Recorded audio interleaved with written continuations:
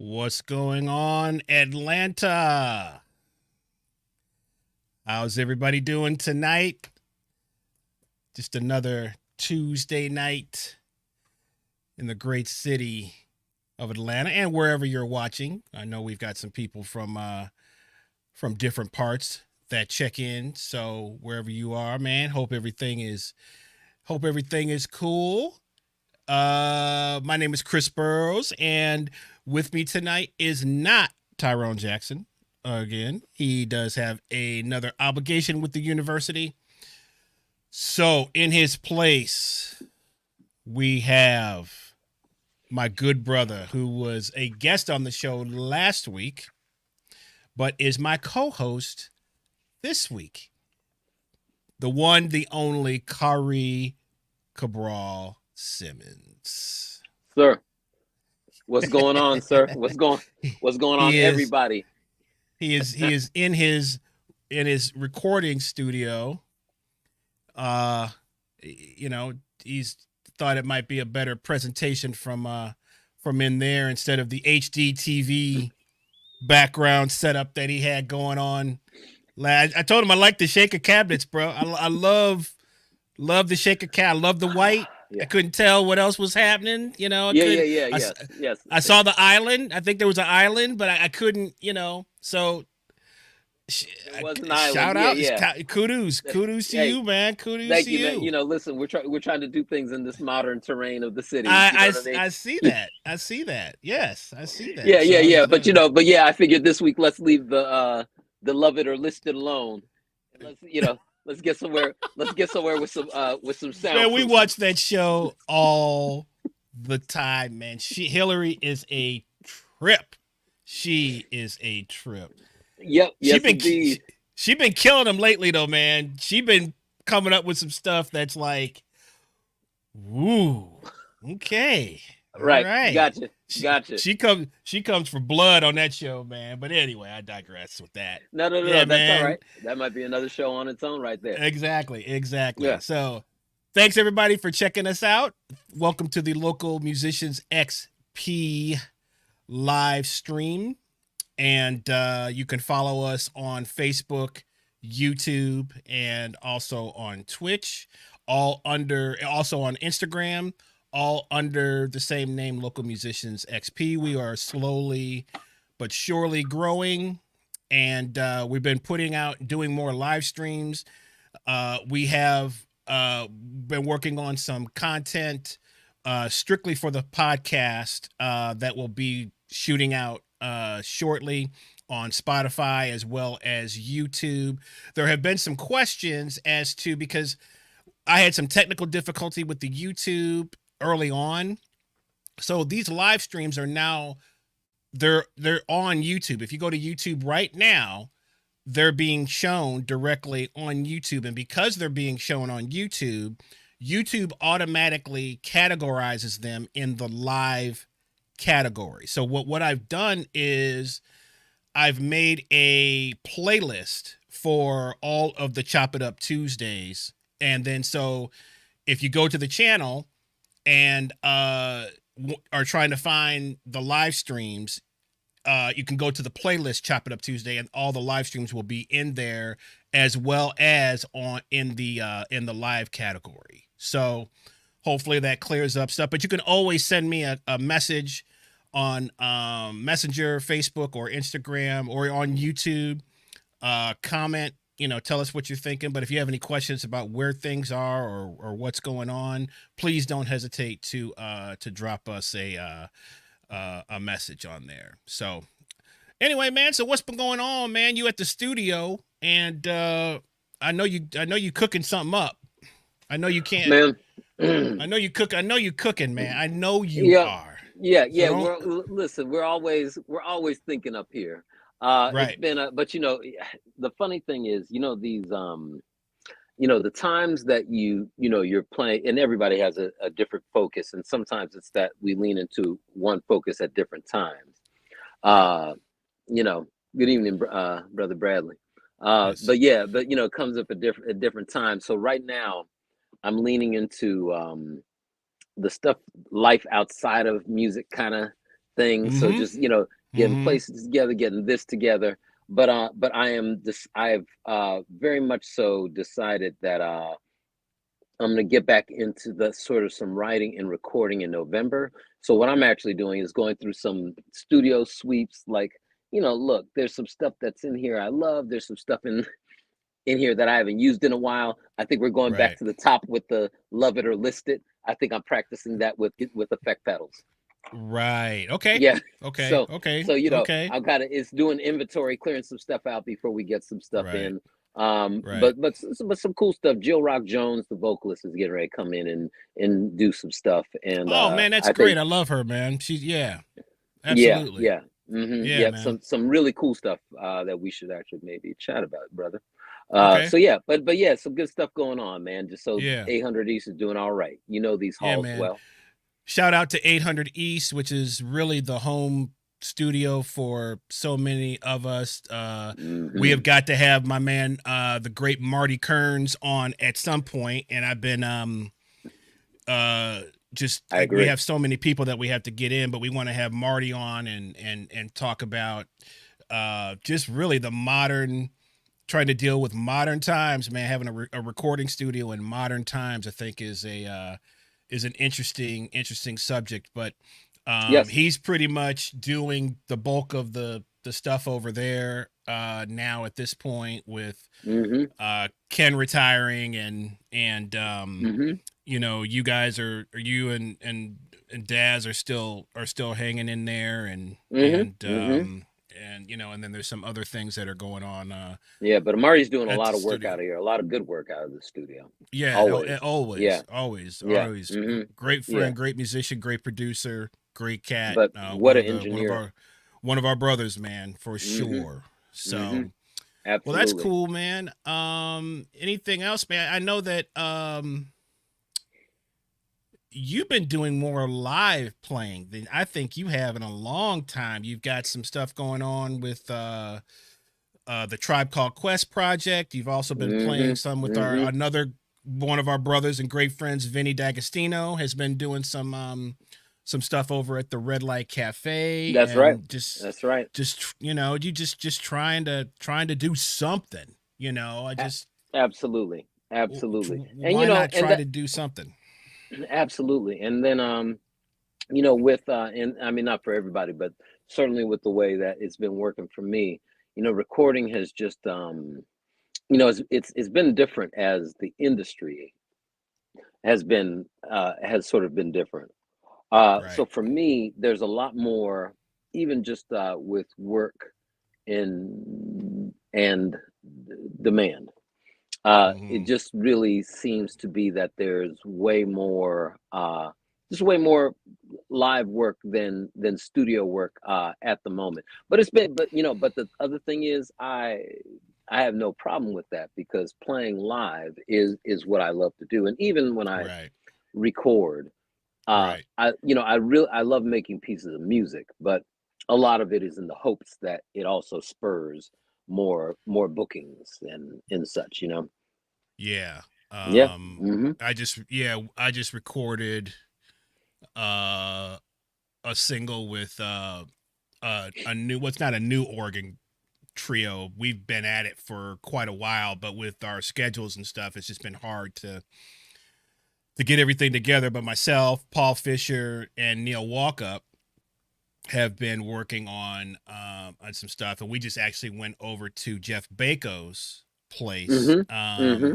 last week, and cut a single. And you know, I mean, this is, you told me this a long time ago, man, and I just really uh started really kind of taking your advice on this. But in terms of just really working on singles, you know, not worrying about a whole album or a whole project, or at the most maybe like an EP kind of thing, which would be Hmm. maybe like 4 songs, Hmm. but Hmm. really just doing singles. And so this is my first attempt at a group really just sort of, okay, let's try to just do singles. And what was cool about that was we didn't have any other thoughts except for that song. So we could sort of get exactly what we wanted in terms of, you know, groove, sonic, what we were going to do sonically in terms of the arrangement. We could really kind of take our time with that and just craft that one song for whatever it's going to be. So, um, I used to, Absolutely. that's something I learned from you. So It's yeah, man, attack the singles. absolutely. And it's something that I had to learn. And now, mind you, it's nothing new when we talk about music from the industry, right? Right. Yeah. It's of course nothing new, but I think that we have been. I think that we're album oriented uh, artists and producers in the sense that we produce music, right? Like you're a drummer, but Mm-hmm. you're working on original recordings all the time. You always keep the project going, and we want Right. to literally create albums because that's our love, and that's where we come in. And we come in with albums, right? You and I could Right. talk about several artists, and we could just Mm, talk about albums. right. But I was talking with a guy who's a fantastic jazz piano player, and he was talking about his next out the last album he did, and he was just like, man, listen, I went in there to do that album. I was like, well, look, studio time is expensive, so let me get in here. let me let me get it let me get Sure. let's see if we can get this album done, and I'm trying to get this thing done in 2 days. This is a jazz album, so let me get this thing done in 2 days. Right.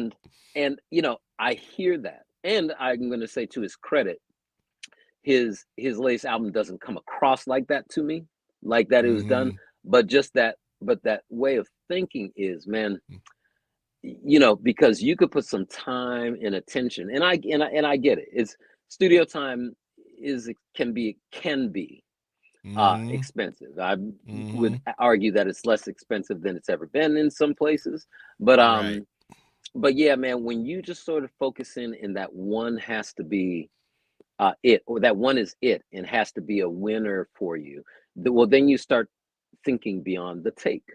You start Right. thinking about you start thinking about the mix. Then you start thinking about the balance. Then you start thinking Mm-hmm. about the panning. You know what I mean? What if my Mm-hmm. hi-hats were 30% more in the left ear than the right ear? And what has Mm-hmm. space over here if I do that? And things that, like, because if you're done with the first song, you got five to go in that day, you're thinking, man, let's get on to that next thing. But Let's get on I to mean, that next one. of course, like, hey, everybody good with that take? That's the one we're using? Right. Bet. I'm gonna use the restroom. Let's go. Yeah, you know what I Let's mean? go. And Time yeah, to move let's go. on. Time to move Time to move on. on. You like it? You like it? Right. I'm good with it. Yeah. Enough said. Yeah. Yeah, Which, yeah. yeah, that style of music, I guess, maybe lends itself a little bit more to you want to try to capture the organic whatever happens in those 5 or 6 minutes or whatever, and catch some spontaneity, and it's like it's time to Yeah, it's time to move yeah, on to the next one. yeah. So Yeah, and then, so of course, the yeah. inspiration that can come from classic records that we love, that Yeah. announce this was recorded on this day, on these days, or something like that. And then we're thinking, oh Right. well, Which, yeah. if blank was recorded like that, Right. sure enough, I I could, what but yeah, sure enough, I can. But here's the other thing I'm going to say about that component, Chris. You're going to hear me all day on this. Yes, they recorded that classic album in these 2 days, 3 days. How long were they on tour before they went in that studio? I know that's right, and that's a whole nother show. Is cats used to play? They were playing the stuff before they recorded it. So, man, okay, let's not go because this Let's is. I not see where I see where this is going let's already, not veer. man. Let's not veer. I Yeah, see yep, what I. yep. All Come on. right, all Yes. right, Yeah, all yeah, right. yeah. Yeah, man. So you and I kind of we were just throwing around a couple of things, and I asked you to come on the show, and I was like, man, what can we rap about? And which I mean, we could sit here and do this probably for hours, but since we are trying to be professionals and trying to keep the attention of our esteemed viewership, Yes, indeed. we just let's say, man, let's pick a subject. What about the art of the rhythm section? So, for those of you who Generally speaking, when people generalize about what the rhythm section is, it is the bass player and the drummer. Now you can also throw in the guitar player. You could also throw in the piano. You could, I mean, it's all the rhythm section. But what we want to really concentrate on is the old school rhythm section, which is the bass and the drums. And I really was thinking about, man, I was like, they called it a rhythm section for a reason. Mm-hmm. And that was Mm-hmm. because we are laying the rhythm for the track or the song that is being played. And every great song has a great well, okay, I shouldn't say, because some great songs don't have Sure. drums or Sure. Sure. anything, but most of the things that we associate ourselves with um have a great rhythm section and a Yes. great drum track and a great bass track. So what we're going to do tonight is just chop that up a little bit. We're going to talk about our opinions in terms of where we're coming from when we work with each other. I mean, how many hours? I mean, we've played together. I couldn't even guess how many hours, but I couldn't either. a, a lot. I mean, a lot. Going back to 1996, um, we played together a lot, and I can probably, when I think about certain cats that I played with, it's almost like if I have played with somebody for so long, you're not even, I mean, you're there, but you're not thinking about what the other person is playing anymore. It's sort of an unconscious, uh you know uh you can get as metaphysical with it as you want to, but Yeah. Yeah. Sure. Sure. it's definitely like an unconscious, unwritten kind of thing where you just know how to play together. And there might be some things to talk about, like, okay, man, what's this figure that you're doing here, or what's the bass drum doing in this bar, or what, blah blah blah. But a lot of times, even that is just about telepathic locking in with what the other person is doing. So I Yes. just want to I want to have you start it off and just tell me, what is your definition of the rhythm section? Well, like you just said, honestly, when I think, um, and I think that yes, there are many different contexts, right? Uh, and certainly different structures of what a rhythm section might be. Back in the '60s when we have, Burt Bacharach has a session. Man, that rhythm section could have been two guitars, a bass guitar, and drums, right? Certainly, Mm-hmm. and let's not even, and that's before we even get deep into the James Brown component. But let's Right. say that through all of these things, it is defined by the relationship, and certainly in the majority of popular music, and certainly a lot of anything based in jazz to rock to pop to R&B funk, and anything that falls within those Mm-hmm. genres. It does boil down for me to bass and drums, and the relationship to and the relationships that go on, and the variety of relationships, and then Mm-hmm. the balance that's there, or the balance that's they're like this or they're like this, but either way is still, it's still a balancing act. So I also define it by bass and drums, because no matter what you're talking about, it will eventually come down to that. Certainly in a lot of the music that we're talking about. Right. That we generally talk about, I guess, certainly, which is to say, like you said before, there's a folk song out there. There's a Joni Mitchell and acoustic guitar song out there that is great, that has nothing to do with there being a rhythm section there and all that. But talking about when it is there, creating whatever musical moment that is, a structured song or an improvisational moment that has Mm-hmm. a structure where everybody kind of gets to go for a moment or two. Right. It really is how that bass guitar and the drums are working. I think the drums being that foundation, I think the bass being that a foundation in a way, but also being a bridge instrument, right? Mm-hmm. Between, almost like, I mean, not an interpreter, but almost like, you know, one foot in what the drums are talking about and one foot into what the harmonic instruments are talking about in terms of the bass, laying down the root of the chord and all of that being Right. very important.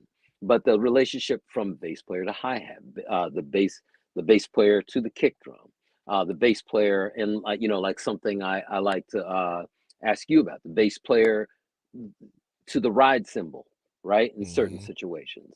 Mm-hmm. So yeah, agreed with you. Though it could be many things: the bass, the drums, rhythm section.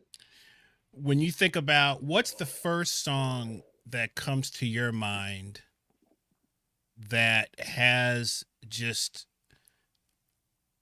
a really great bass line and drum beat that just it could be anything. A What's the lot of name of the what, song? sure, off the wall, Perfect example. Man. off the wall, Wow. right? Yeah, because inevitably we would have gotten there in this in this conversation, but right, but that for me is just that's a beautiful lock that just Right. goes through an entire song, and that but that's one that comes up for me. Now let me ask the same of you.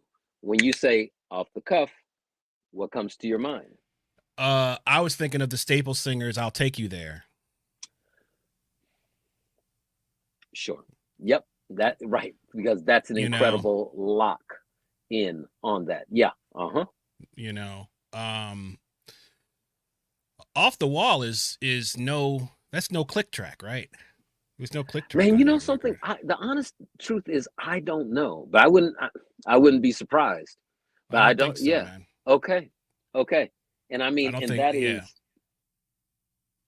Cuz and that is that's it. Yeah. Cuz that's Ndugu and JR on drums uh-huh. and who's on bass on that record? Good lord. They That's should be on that shot. one. That's actually Lewis Johnson. Right. but he's also being doubled by a synth texture. Right, yeah. Uh-huh. Right. Yep, Yeah. over Yeah. his main bass line, but that it but it goes away once he gets to the once we get to the I guess core pre-chorus and Yeah. chorus. Oh, you're talking. Yeah. So you're talking about the song off. I'm thinking of the whole Hmm. record, but Oh, the but song, yes, yeah. but So that's Jr. Yeah, that's but Jr. and Lewis sure, Johnson. the Yeah. whole record.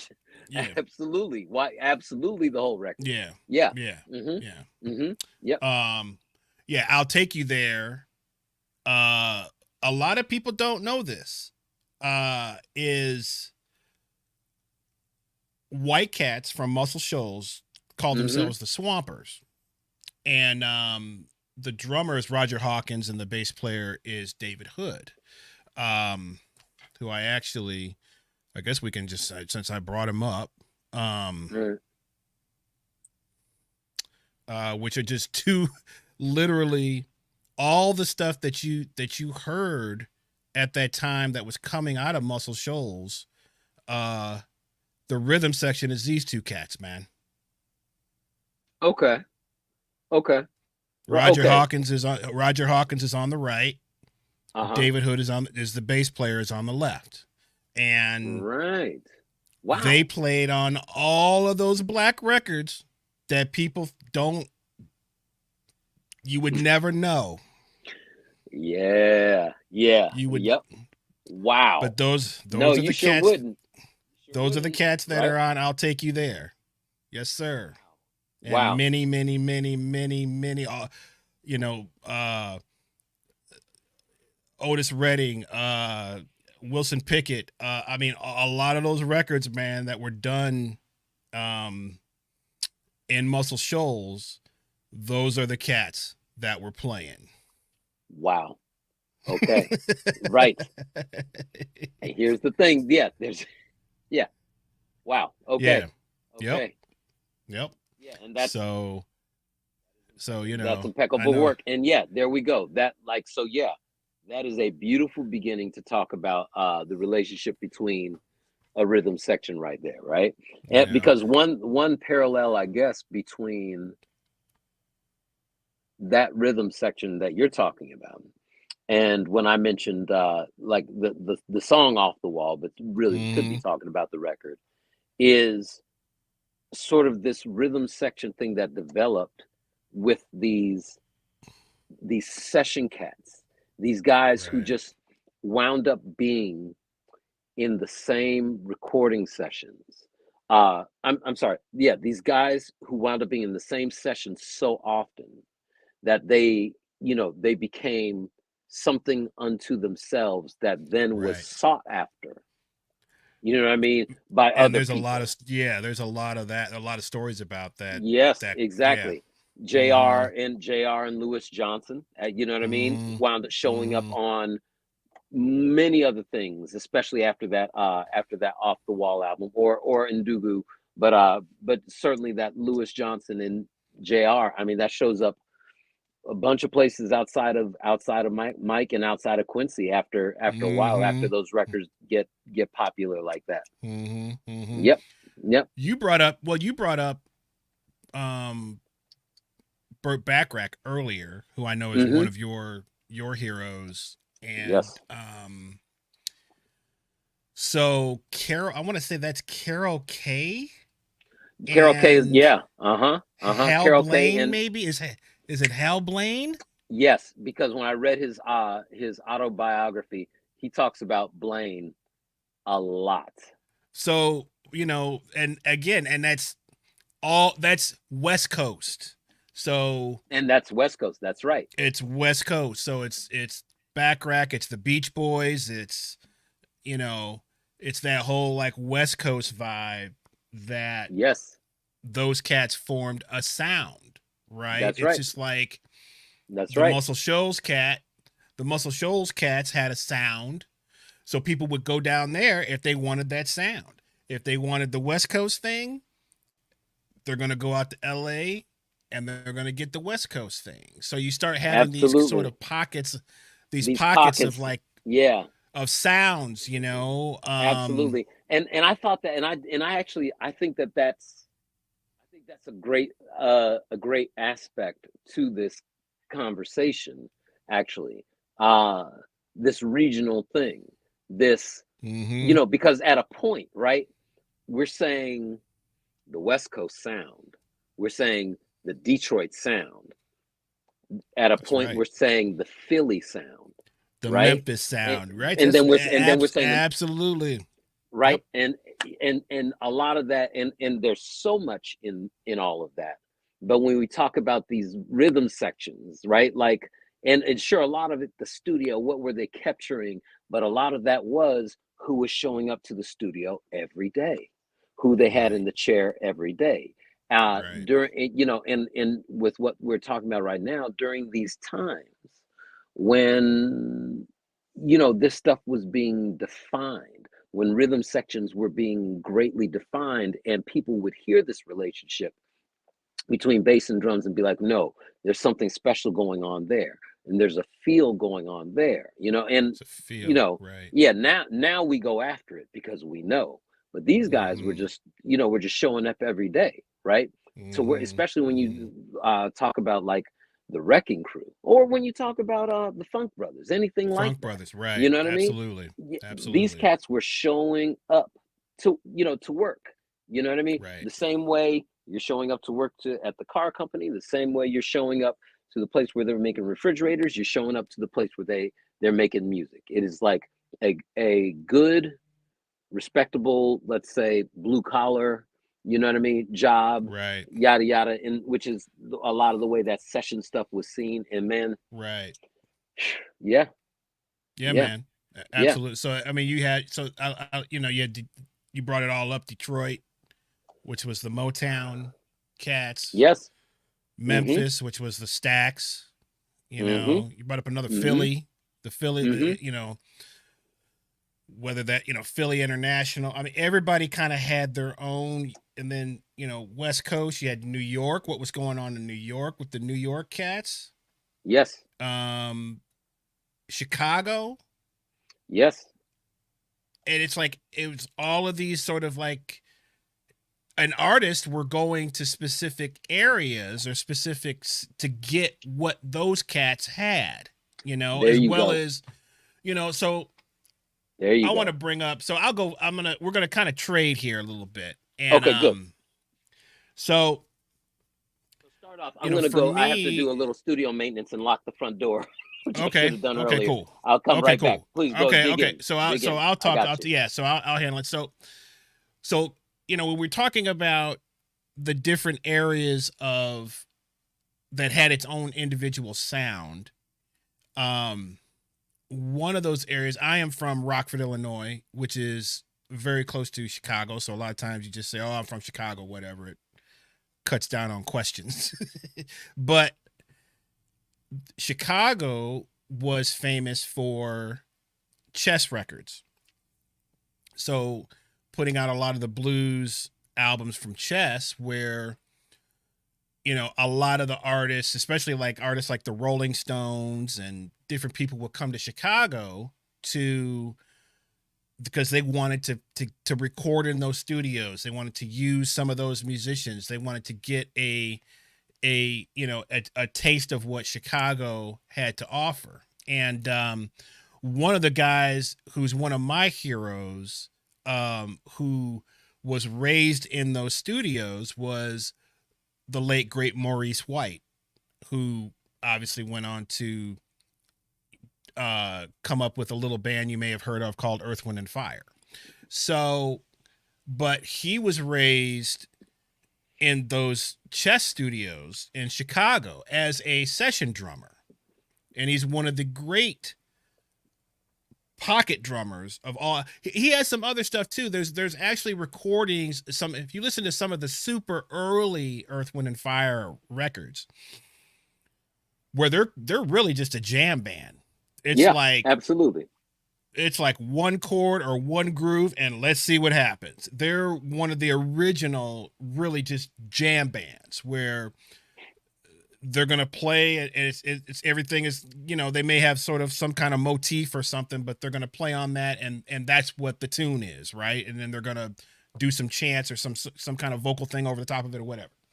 But anyway, so Maurice being able to cut his teeth in, you know, in those studios and learn about production and learn about engineering. So he was way ahead of, because a lot of the other the cats. I mean, we're talking about his brother in just a second, because that's Uh-huh. the rhythm section I'm going for. But he's Mm-hmm. older than all of these guys, and he has way more experience and knows what it takes to cut a record and to make a hit record. So this is Yes. where, you know, so when you get to around 1974, which I believe is Keep Your Head to the Sky. I believe Mm-hmm. that's 74. It might be 73, but I think it's 74, Mm-hmm. which leads us right into, in my opinion, you know, if you really want to listen to a record where the rhythm section is just, it's so locked, it feels so great, which is That's the Way of the World. Oh And man. Yes. Nailed it. so this is the rhythm section that I immediately, you know, thought of when we first started, you know, just talking about this, um, you know, talking about rhythm sections. I found this really cool shot of these two. Oh man. Yep. Yep. And these two Bro. cats, to me, Bro. when you listen to How to Lay a Groove, this is all you need to listen to, because they're going to teach you everything that you need to know about where the groove is supposed to to be played, the tempo, what instruments on the drum set you're supposed to use, because he's mostly, when you listen to those Earth, Wind and Fire songs, the hit, I'm talking about the hits, not some of the other, but the hit records that he played on most of those hits. Yes. So when you listen to a tune like That's the Way of the World, there's no cymbal crash, bro. There's no cymbal crashes. It's all Right, go back and check it out. Right. There's no, he's always coming back home to the hi-hat. So everything bro. And those are the little things. I mean, that's, we could have I know you'd love to have a production show, but those are the things he's thinking about, right? He's thinking about, I don't want anything to get in the way of this vocal. I don't want anything to get in the way of this melody. I don't want anything to disturb what's happening with this pocket right now. So we're going to stay home, and we're just going to make it feel so good that you get this hypnotic feeling. I kind of call it like it's almost like you're kind of levitating. You get this when you hear a great groove and you hear a great pocket, it's like you just want to sit in it forever and you don't want it to go anywhere. So these are the two cats that was the first guys that came to mind, and I know this cat is a hero of yours as well. So I wanted to get 100% your take on Maurice and Verdine White. I think you said that exactly right. I mean, but I also, going through Maurice's autobiography, when he was talking about everything you were just talking about, you had it right on the money. But him coming from Chess Records, and then the time that he had in Ramsey Lewis's band, yes, you know what I mean? Yes, yes. And also something that is, because this is always something that's right, the Ramsey Lewis Trio, that's right. So, and one of the things about them is with Maurice White, they have what we will call that Chicago sound, and and I've had a couple of cats school me on like really what that is and digging into that, but being that in that foundation of that, you had this cat thinking African rhythms, Brazilian rhythms, you know what I mean? And yes, so sir. you have the good old Chicago, but then he brings that in, and then also has a rhythm section, how they are filtering as soul jazz players, if you will, how they're filtering in those things, or how I've even, again, reading his autobiography, he talks a lot about how much they were into Sergio Mendes. Yes. You know what I mean? And eventually and you love something so much, you bring it in to make it a part of your thing, and how they stayed Chicago while taking those influences in. And really, I mean, and this is another great example, because Earth, Wind and Fire, if you look at it, as layers, let's say, right? That's that foundation, right? Is the two of them. And it speaks to something when the foundation of that group or the rhythm section also understands what is coming to be on top of what they're doing, and they play into that. They know there's a horn arranger, they know there's going to be vocals, they know that's what's coming. And that's another big thing about a rhythm section, is defining what you are, because this man had to play a whole other way in this band than he was in the Ramsey Lewis Trio. Not that one didn't inform the other greatly, but those are going to be two different things, right?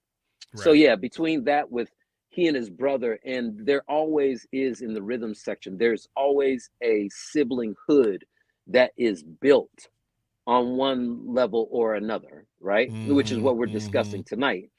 But that's here, it's quite literally that. But man, oh man, spot on. What a place to start. And yes. And also, Maurice with his experience of, learning about production and learning about arranging and learning about, being able to see the whole picture as Mm-hmm. before, you're either, I don't know what the process was for some of those stuff. It'd be great to really talk to Sonny Emery about this, some of the stories of how his mind would work in terms of, you know coming up with certain grooves that fit some of those songs. I'm sure he's got a lot of expertise in that, having played in the band for quite a long time. So um but he was his being able to see the whole picture, which I think, as rhythm section players, sometimes you don't really know what the song is going to be. Mm-hmm. You don't really know, because you could have scratch. Generally you'll have, like, unless you're in on the whole process. A lot of times it's like you're playing to a rhythm. You're playing to either some kind of rhythm. You're playing to the guitar part, or you're playing to the keyboards, or you're playing to, and then they'll have like a scratch vocal, but you don't really know what all the what's going to go on top of that. You're just trying to lay a foundation for whatever the composition is supposed to. I mean, we're talking about pop music here, Yes. or Right. you Mm-hmm. know that style of music. So, um, and then what's interesting is that a lot of great tracks, they'll producers, as you know, will get ideas from what the rhythm section lays down. Like, oh, okay, he played Mm-hmm. that hit there, I can add something there, or whatever. Mm-hmm. But it would be great Mm-hmm. to know, because to know more about how Maurice's mind worked, I guess, in that context. But yeah, man. Yeah. So that's Absolutely. so that's my two. So let's go to you. And That's a great place, man. Woo, that is okay. a great place to start right So there. so so where did you want to start, just in terms of what's the two guys that you would say would be up there in terms of. Sure. Well, Okay. for me, same thing. Uh, you're talking about, again, right now, because I think that great rhythm sections you can have, and I know we will have Mm-hmm. conversations about bands, Mm-hmm. uh, and then also conversations about the session aces, you know, who just wound up being on multiple sessions together. Yeah. Yeah. And I think in the case of Maurice White, that's kind of both going on. You know what I mean? I mean, Right. Verdine less than him, but still, they have a session ace. But Yeah. uh, to talk about music that I really love, and there's a lot, but as early on becoming such a serious Steely Dan fan, Yes, sir. even at a younger age. Yeah. So when I think of it, especially in this sort of like non thinking of a non-band context, and we'll get because Mm-hmm. again we'll get there. But in Mm-hmm. terms of this, uh, Bernard Purdy, Chuck Rainey. I knew it. See, I was like, I know he's gonna bring that out. Man, I know he's yeah, gonna bring that up. yep. So as a And child, like that, like all that Steely Dan stuff always spoke to me. And I mean, as a bass player, certainly that the Chuck Rainey thing is big for me. But that relationship between those two dudes, yeah. uh, and here's the thing: on many records and many people's records, right? Uh, but I'm just starting with Steely Dan, whereas Yes. would be important to start with Aretha Franklin, really, Well, right? we could. Right. Yeah, Right. yeah, Right. certainly, right? But that also there is a because again, like you were talking about, so much is being built on top of what they are doing fundamentally. and talk about the siblinghood that gets developed Mm-hmm. within that context. I mean, I can't think of anybody who had it more than them. I can't think of anybody who would, who is more on has the telepathic connection, the love and respect, you know what I mean, for one another. And then just the combined musically is such a thing. And you can even hear it when they talk about one another. You know what I mean? But man, that Bernard Purdie and that Chuck Rainey, for me, uh, great place to start. What is, well, I know that's probably a tough question, but give me your top three Chuck and Bernard tunes that they played on. Okay, for me, not necessarily one of my favorite, not the first Aretha song that I have to have in my life, but just the obvious, because to me it's the "Here They Come, Watch Out World" song is Rocksteady, No question. right? That's the "Look Out World," right? Here they come. But Right. the anatomy of what the rhythm section is up to, that Right. alone, right? Yeah. In that, because that sets the hallmark for so many people and for so many things. And also, I mean, that also sets the stage for what comes for them, right? Because that song comes out and then everybody's calling them after that, right? Man, yeah, those there you go, man. Woo! Woo! Yes, indeed, man. Like, Yeah. and again, it's just, cats who are just doing it and just develop Yeah. and and just this thing of also being able to develop who you are instinctively, you know what I Mm-hmm. mean, along Mm-hmm. with someone else, you know, Mm-hmm. like that, which is what I feel like these dudes really did. You know what I Right. mean? Like Bernard was a personality and a thing unto himself.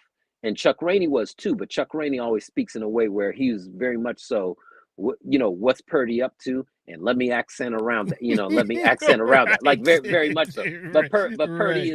Purdy is that cat. Like Purdy is a Yeah. he's that cat in that personality. So I Yeah. understand that you have to start there. The same Yeah. way that I'm not necessarily calling it my favorite Steely Dan song, but the relationship between the drums and the bass on it are so is so serious.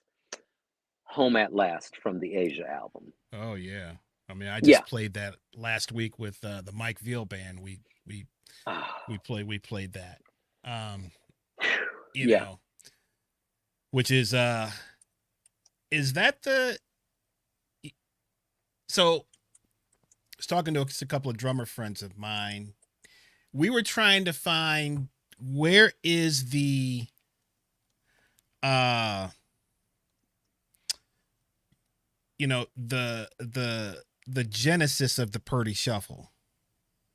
Right. Yeah. What? Yeah. Right. Sure. And we were like, okay, it could is it there was an Aretha thing that was kind of like it was kind of but not quite. So but we're trying to find that. Is it because Home at Last is the first, and that's where Donald Fagen and Walter Becker, who are Steely Dan, for those who Yeah. don't know, Yep.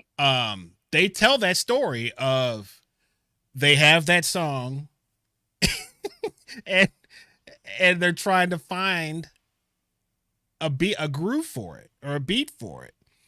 And Sure. Bernard's like, "Oh, you need the Purdy Shuffle." You know, Hmm. like he's a salesman going door to door selling Yep. beats. You know, You need Exactly. The you vacuum need cleaner the salesman. yeah, you need the S3 5000 That's right. That's right. for your For own your home, home for your use. home use to pick up all the dust.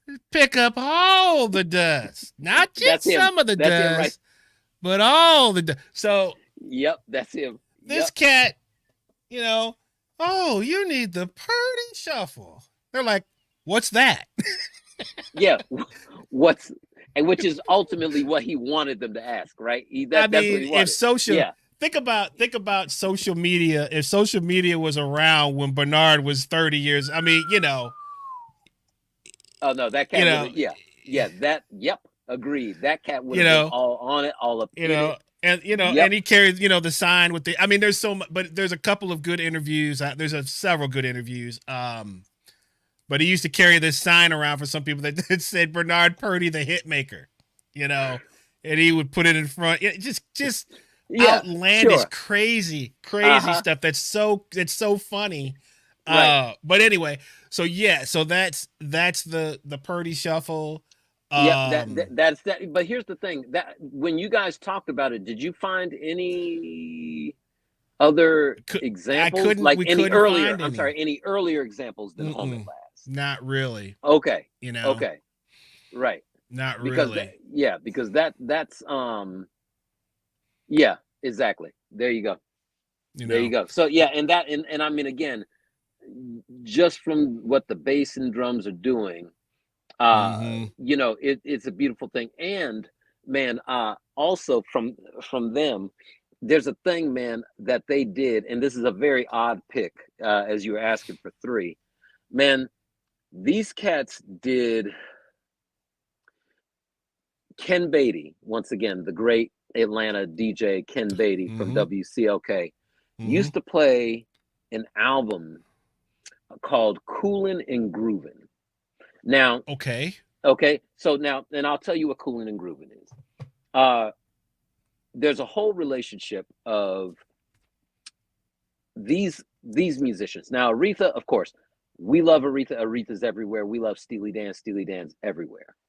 But when it comes time to talk about Purdy and Rainey, then it's about who really knows, right? And who really is into that. But there are a lot of cats overseas, Europe and Japan for sure, right? Who are where it becomes studying them is becomes almost religious, right? Like these men are Yeah. American ambassadors to, Right. oh, in a Mm-hmm. lot of these places during a certain time. Right. So in 1990, Right. so these cats were taking some gigs. These cats were getting booked in Japan, and you know how it is. The Over here we have that star, but in Japan you could get a tour being the star's guitar player and drummer. The rhythm section for this band is coming over to do this, right? And they may bring somebody over who's a singer Wow. who's not as popular, right? Like a lot Wow. of Japan gigs went on like that, right? It Mm-hmm. didn't have to, Mm-hmm. David Sanborn did a tour in Japan, but then his rhythm section was coming back. Not with David Sanborn. They were going to do their own thing and bring their own folk, and somebody bought the tour and they got paid well to do it. Well, same thing happened with Bernard Purdy and Chuck Rainey. They did an album in 1993 that came from a series of gigs they were doing in Japan together, but just with a lot of the session stars who were popular from doing all those records, like David T. Walker's on the album as well. So in 93, they did an album called Coolin' and Groovin', but what they do to the song by Archie Bell and the Drells called Tighten Up. Yes, sir. And they take that song, and Purdy's kind of like leading the band.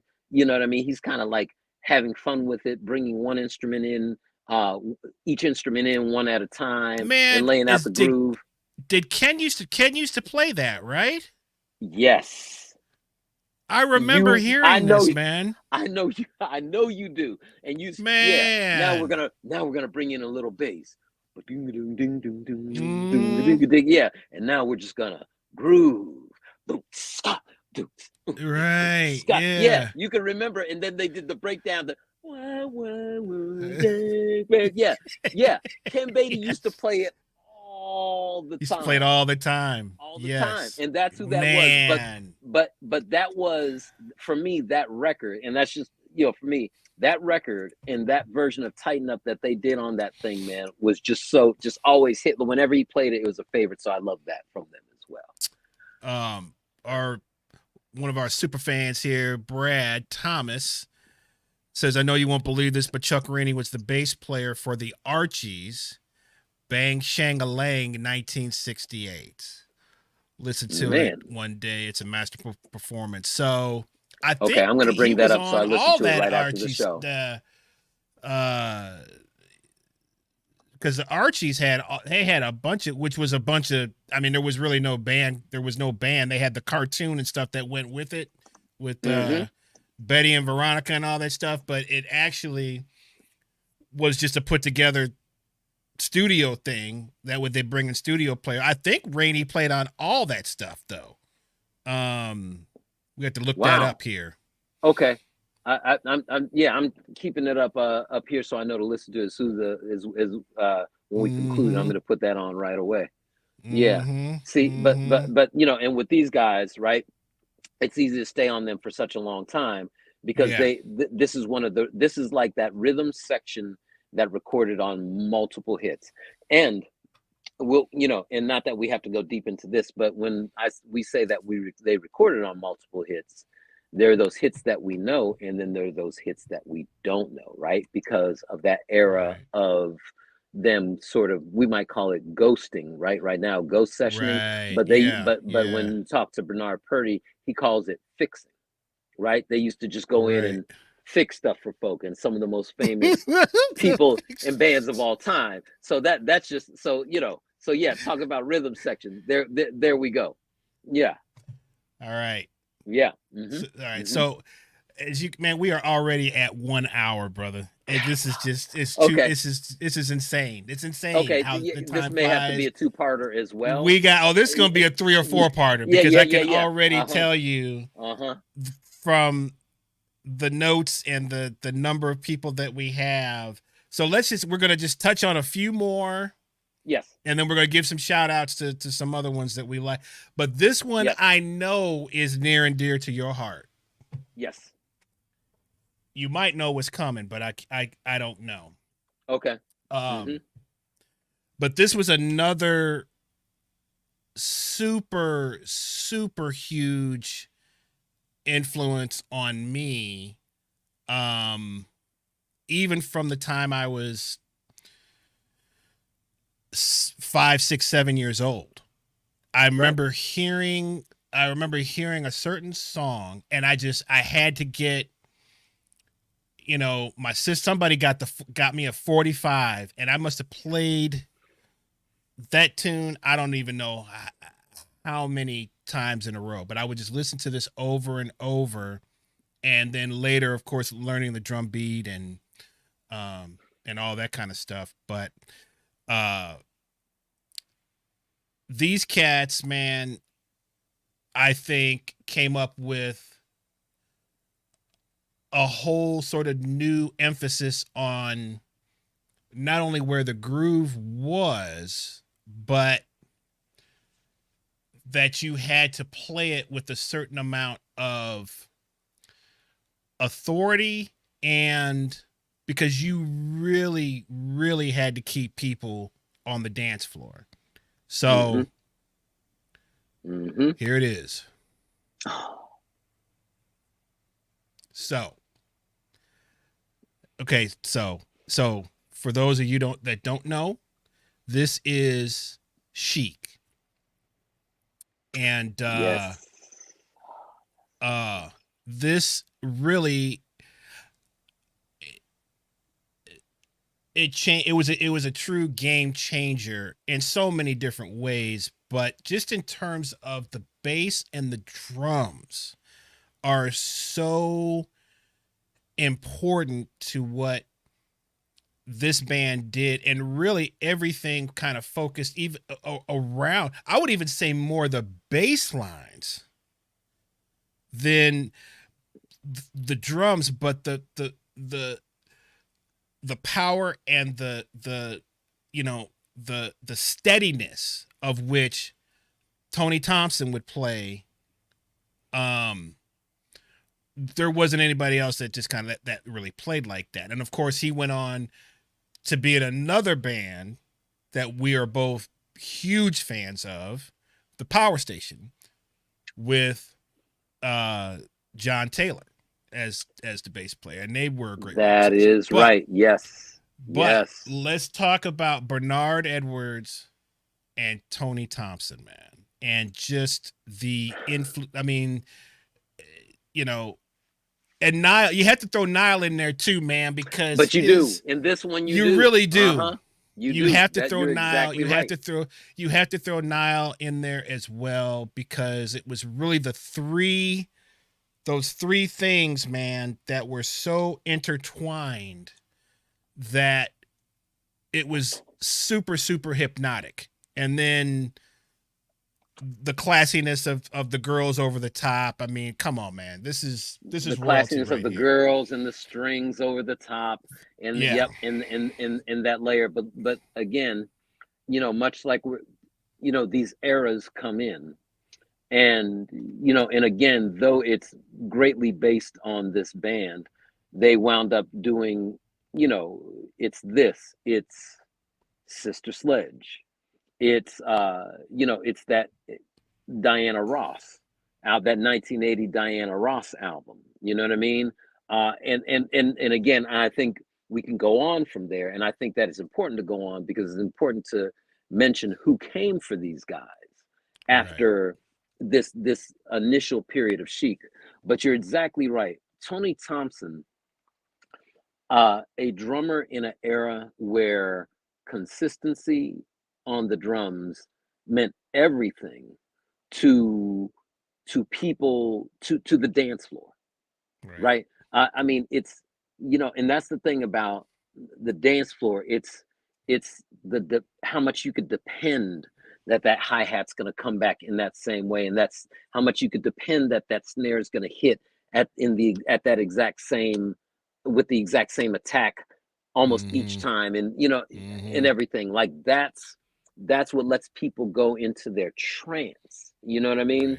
Right. Right. But so for Tony Thompson and for all of them really to understand it and deliver it like that, I mean, major. And this is another thing, I think, a conversation with rhythm sections. And I think that Bernard Edwards and Tony Thompson are doing the same thing here. But sometimes it could seem that Tony Thompson is staying right at home while Bernard Edwards has a little place to flex. And sometimes that's the relationship as well, Wow. It's right? beautiful. That's the Yeah, so relationship as it's well, kind of the opposite of Rainey and Purdy, where Purdy's doing the inflections, Rainey's kind of staying home. And bro. so that's a great, Bro, man. I want to talk about that a little bit as you after you continue talking about yeah, that. I because I think that's a great look right there with the bass and drum, because some of the greatest relationships that were there were from, you know, was maybe a drummer who would have been on the cover of Drum Magazine, but a bass player who maybe in their time was less celebrated because they just kept it at home. But each one taking that role is what set a perfect template for Right. whatever unit they were in, band or otherwise.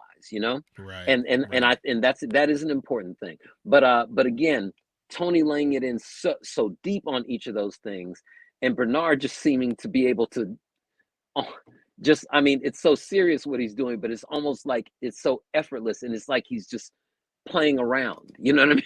I mean, it's Well, it's almost like lead bass. It's like he was the lead player, Nile was the rhythm man, player. man, It's like woo, it's kind of like for the rock guys, it's the John Entwistle, Pete Townsend thing, where it's like John Entwistle is just it's like he's playing lead bass, yes, sir, and yes, Pete's sir, playing. He's playing. Well, in the Who, everybody played lead because it was just one big, incredible wall of sound. But Entwistle was definitely like a lead bass player, much like yes, Bernard was, where they weren't just playing the root of what was happening. Like, Bro, you just drew a through line between Entwistle to Bernard Edwards. yes, sir. Bro, you might should have a podcast or something one day, Jack. You, bro, did you draw that through line? I can't help it, man. I can't help it. I can't help Okay. it. But On the mark, as that's you were. the Sorry. the to me that's what that and again, it just like hearing these parts in my head. I'm like, man, Bernard was just playing. He was playing lead because he was the one that was moving. Yes. Niall was in one place. Tony was in one place. So that gave all of the. You're right. That's crazy. Man, that is that is well assessed. That's crazy. That's well just assessed. Thought about that. I just thought about that. But very well assessed. And again, with rhythm sections, as we're paying homage to it, you know what I mean, in this episode, again, you were saying people came from wherever to get the Chicago sound, to get the Memphis sound, to get that LA sheen or that Wrecking Crew hit thing. This is another thing where people came for this sound, which that later 70s sound, that later 70s sound of New York. These were the folks who pinned it, because you can even hear their influence in some Talking Head stuff, right? Another band around that New York scene in that time, and you can hear their influence there. What Tony Thompson did after this band, and the kind of the people he was playing with after this, right? Tony Thompson, in addition to the Power Station, right, which was produced by Bernard Edwards, and to say nothing of the fact that this relationship between bass and drums that we have here is also recreated with of course, here's John Taylor. And who is the Taylor who's on drums in Duran Duran? That's Andy Taylor, bro. So between you see, I mean, Duran Duran is an 80s new wave band that is, doing their own thing, but they are based completely on what Chic was doing. And they've said it time and time again, right? Yeah, absolutely. They show you that time and time again. And Duran Duran just had a tour with Nile Rodgers, right? And his current iteration of Chic being the opening act. Yep. Yeah, I mean, and that's just a beginning, especially when you go into talking about anything like British coming out, in that early 80s time. It is all informed by music like this that was coming out, So, but in particular, Chic with Duran Duran, and you could hear it all over the stuff, the Reflex, you know what I mean? Yep. All that stuff, Hungry Like the Wolf. What's the Hungry Like the Wolf. What's the one? Is that the one with the bass breakdown? Boom, boom, boom, boom, boom, boom. Is that Rio? It might be Rio. Oh, no, one of that's those. Rio. But Rio is a great example of a Bernard Edwards type approach in there. Type of approach, right? Right. Like taking such great liberties, and John Taylor was my first. I was actually into John Taylor before I was into Bernard Edwards when I became a bass player, though I had heard Chic songs all my life. Right. When John Taylor came along, I was, even with the guy who started teaching me bass when I was 12, 13 years old, this dude was just like, hey man, do you listen to John Taylor? Do you hear what he's doing? Right. And then one day he broke down the Rio bass line to me. And then I was like, oh, okay. Yeah. And I can hear that. I can hear that whole concept in your playing, just how you move, how certain things that you'll play, phrases that you'll kind of play. I can tell that had a big influence on your style. Oh, the John Taylor thing, man, majorly. And and his playing on that Power Station album. Mm-hmm. You know what I mean? There's a couple of songs on there that weren't even famous. One's called "Go to Zero," another one's Oh, called that's the one. Yeah, "Communication." that's a great one. Yeah, that's a great one, man. Man, yeah. So I sat up there trying to play that stuff. So that relationship between that thing is really great. But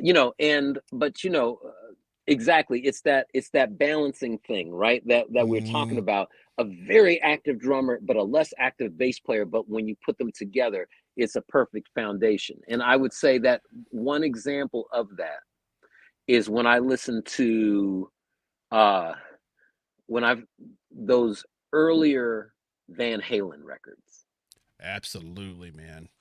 right? Because that Michael Anthony Yep. is a less celebrated bass player, right? You don't even know he's there, but There that's you what go. makes it.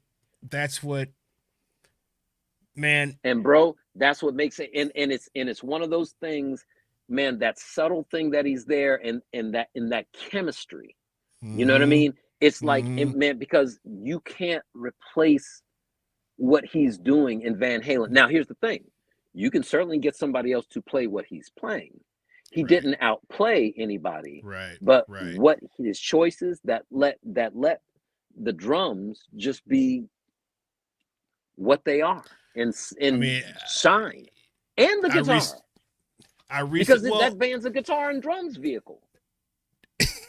it was it was about the Van Halen brothers. If you didn't know what the name of the band was already, they were going to basically let you know that, and Alex is another guy that's super underrated in my opinion in terms of just his musicality, his groove, his idea, his creativity. Um, but again, that's a whole nother thing, but another show. But I recently saw or watched an interview with Michael Anthony.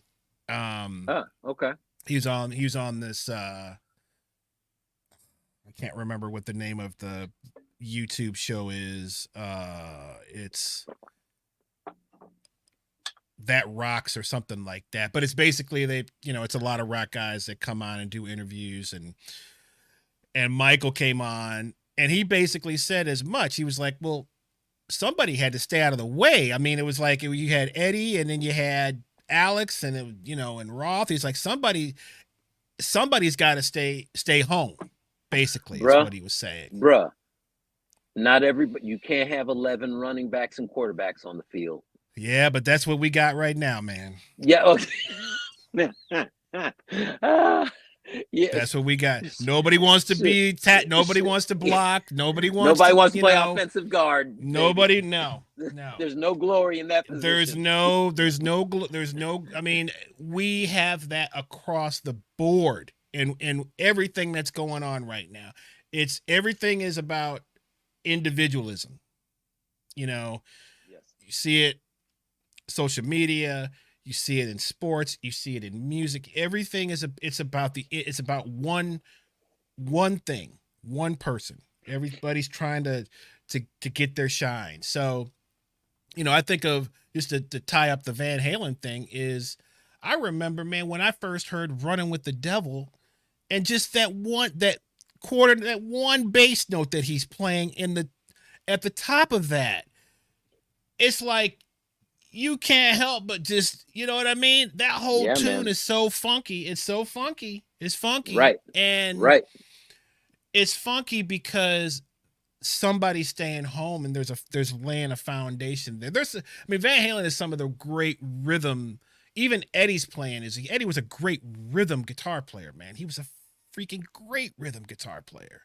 And when those cats would just lay down grooves, it was really something else, man. But somebody's got to stay home, man. Yeah. But Absolutely. I'll throw this at you though. So we had a little conversation about an artist just before we got on. And I'm sure that a lot of older people don't know this guy, but his name is Thundercat. Yes, And sir. and his drummer is Justin Brown, who is phenom. Phenom. And they're going to be here Sunday. But Mm-hmm. if anybody, to watch them play, it's like it's a different planet Mm-hmm. because they're bringing back fusion in a big way, Yes, sir. like Yes, sir. Yes, where sir. this song's gonna start off. It's gonna start off with some vocals. It's got a melody. It's got a nice little hook to it, and then we are going to Mars for as long as we want to, and then we're Yes. gonna come back to the song, and take you out. So, but there seems to be a lot of maybe that mentality in a not so good way, in my opinion, I because right. Okay, I got you. Yep. Uh-huh. and Uh-huh. I wanted to get your take on just modern, the modern rhythm section of is it real? It's not about rhythm. It's about soloing to me. Everything is the drummer is soloing through the song. You don't know what the cat's gonna do. You don't know what, but it's up to everybody else to kind of figure out this trigonometry that's going on. And I guess they get in where they fit in, as you say. I'm not a fan. Right. Right. Right. It's fun to watch. It's fun to watch, but it's not. Right. It But are does you nothing listening for to what I it? want to listen. No, Like you'll go see it live, but no, are you listening to it? Right. it's nothing I want to listen to. Now that's maybe just me with. I got my get off my lawn sign on, in my right now. And like, I'm Right. Right. You got all it's the in the signs front. of. It's in the front. Right. Right. Right. Right. Right. Uh-huh. But Like really, he's in I don't. training. Even if I'm, as a jazz musician or whatever that's called now, Sure. where okay, I can yeah, okay, improvisation it still has to be based on composition to me. Free for all drum it doesn't do anything for me, and you can't, and it doesn't build any, you're not building anything off of this. Now I just want to get as you sort of as a bass player, Mm-hmm. what's your take on what you're hearing, where the drums are now and what guys are doing? How does that make you Uh, I'm sort of Uh-oh, kicking my feet he's up. getting Yeah, yeah, yeah, yeah. You he's see it. You see it. Yeah, you see uh-oh. it. You He's see the he repositioning leaned here. he Uh-huh. leaned I'm back. getting the Let me get camera out on of me. here. Yeah, yeah, yeah. Hey, hey, Yeah. let me get yeah. Okay. Let me hold up. Let me Uh-huh. give you the state. Yeah. Okay. So here's what I'll say. Um, there's a lot of there always is an evolution, right? In how we're in what we're doing on the instrument, uh and where it's going next. But there seems to be a healthy abundance of drummers with not only a lot of facility, but a great control of time and exploring the elasticity of time and being on beat and being so great at being on beat that you can be as in front of it or behind it as you want. And I think that this is this is something that I mean in respect to music, I'm not saying it's new like it just started happening 3 years ago, but it there's sort of this evolution that has happened where drummers take this approach in the best of it, and we're sitting here talking about rhythm sections. The ones that I'm paying attention to now who seem to have a command with this that really works, and it's doing this in a healthy way. Because I do think that you're right. There are a lot of drummers who are taking this approach, and and it's sort of like, whoa, where does everything fit in? Where is the song? Is this, are we just enjoying this because it's just badass, or is there something really musical being stated here? And with that, uh, is this that drummer Yusuf Days, because I just watched, and I've watched him for a while, but he has his own, while he has his own band now, because I know they used to have a thing called Yusuf Kamal with Kamal Williams, the keyboard player, but the Yusuf Days band, there's this thing that was going on, and Yusuf Days is so great, and he has great control of the drums and rhythm and what he's doing, but he has great balance in his band because of the approach that a young brother named Rocco Palladino has on bass. And that is Rocco Palladino is, and you hear the last name, so for those who are wondering and are familiar with great rhythm sections, that is the son of Pino Palladino. But his approach when he plays with Yusuf Days is just, I watched it, and it is beautiful. It is everything that we're talking about. And it's actually a relationship between bass and drums that I believe we've seen happen over the last decade.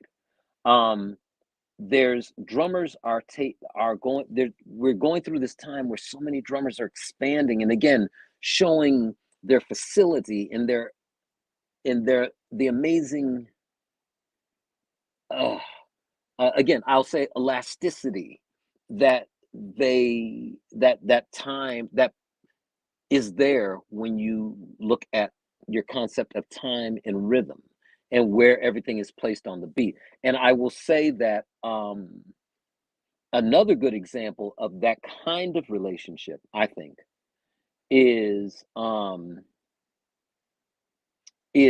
you see Glasper and you see Chris Dave and Derek Hodge, because there's a certain type of bass playing that I've seen emerge more with these drummers who are taking more of that approach. And I mean, it's in, and really, I guess when you step out and think about it, it's kind of a beautiful thing. But you see bass players with a deep sound, a nice light touch on bass, and not necessarily playing too much. Still, but I mean, like Derek Hodge. I mean, how much bass can that man play, right? But when Chris Dave is there, it is like he has got it, like he has the perfect complement in between Glasper and Chris Dave, which I would also say is, in his way, is taking the same approach like we're talking about with Mark Anthony and Van Halen, that he's building, taking this space so that they have room to do the thing that they're doing. And I'm going to say that Yusuf Days, when I sort of see him playing with Rocco Palladino, has that exact same thing. And I mean, and this phenom, we sort of know. And what it is the way that I tag it is post Dilla era jazz drummers. And I'm not just saying that it's just jazz, but I'm saying the facility that is it, because you could also call it the gospel players, right? It could also be gospel. The gospel has become the one of the new grounds for fusion, Mm-hmm. right? Yeah. Mm-hmm. So but still, so within either one of those, that has emerged. Now, and I think that this is a great thing to see, because I think that you could see out there some examples where everybody's on go, but when you get to appreciate these cats is when there's that bass player who understands where they're coming from.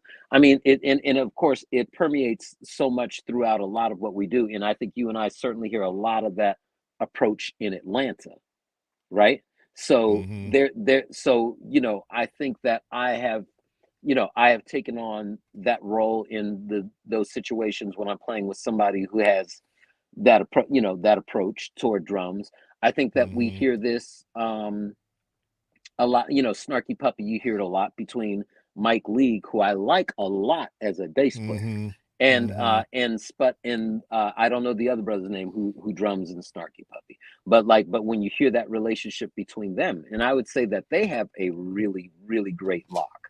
But Right. but the amount that Sput plays in relation to Mike League is a whole other thing, and it could be that a lot of this almost started in, like so many things, like we mentioned last week, we talked about the D'Angelo Voodoo album, Right. which is another thing to talk about great rhythm sections, because we could talk about Questlove and Pino Palladino, Right. who laid down, but in a late, the let's call it the second or third era of the Philly sound.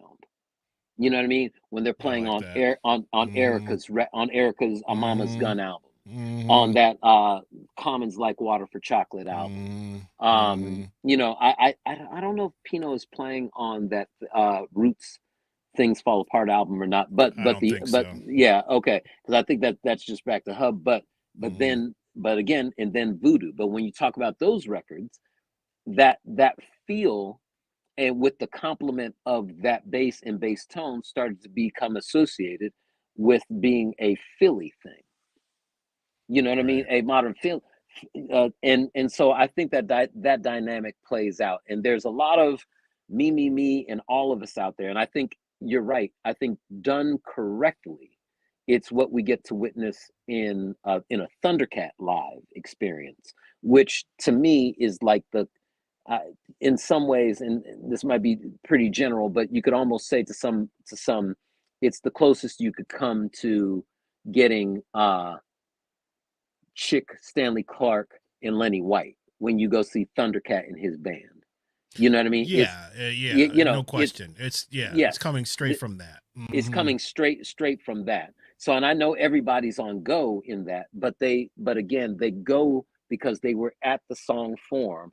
Then they leave it, maybe come back, or maybe just end it while they're still Right. out. Yeah. Yeah. I mean, I think that's yeah, but they're building. That's the concept, right? That's the whatever they've been able to stumble on, which is the pop song, and then we're going Return to Forever or whatever band you want to stick in there from, from the 70s fusion era, right? Which is a beautiful Mm-hmm. thing. But, Mm-hmm. Mm-hmm. I guess just going back to what you were saying about like, Chris Dave, Quest, and Quest with trying to duplicate those Dilla grooves Mm-hmm. again. Okay, that's great. That's something that had not been done before. Really, we're gonna try to kind of play this. Chris Dave, kind of same thing. Glassberg, they're in that concept for the concept. They're not Mm-hmm. in it for what I like to call look at me, look at me, look at hey, check me out, check me out. It's a real musical concept that those guys have dedicated themselves to and are students of. They're students of whatever you want to call that style. But those are Mm-hmm. they're living that. Mm-hmm. Chris, Mm-hmm. intentionally is always looking to push the envelope.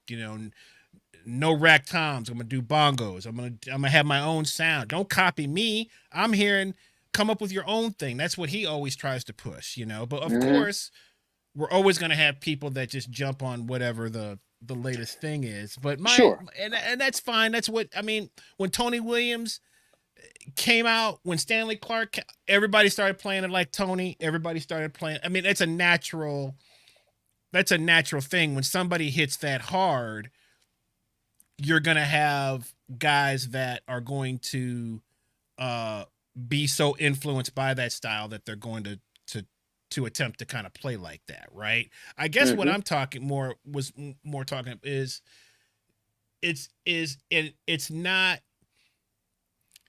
not always appropriate to play to play like that or to play in that style. And I see a lot of, you're at some restaurant, some band and it's like, and I'm hearing this, like, I don't know what these cats. I know what they're trying to do, Right. but it's like, man, y'all haven't studied that. You're just playing what you heard You're just playing what you heard some and cat imposing do, it. and you went and got your clapstick, and you went and got this, and you went and got that. But you're not. That's not. You're not living in this. This is not what you're. This is not what you do. This is what these Right. other cats do.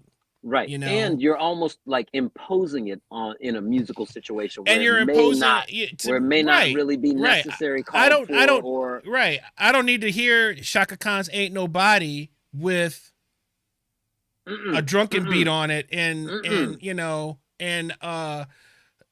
a clapstick every other hit, and and some, I don't know. It's just like, man, where is the respect for? Okay, if this is what you're playing, this is what you play. Doesn't mean that you can't. Everything is not about expressing yourself. It's about making other people sound good. I guess that's where I'm coming from.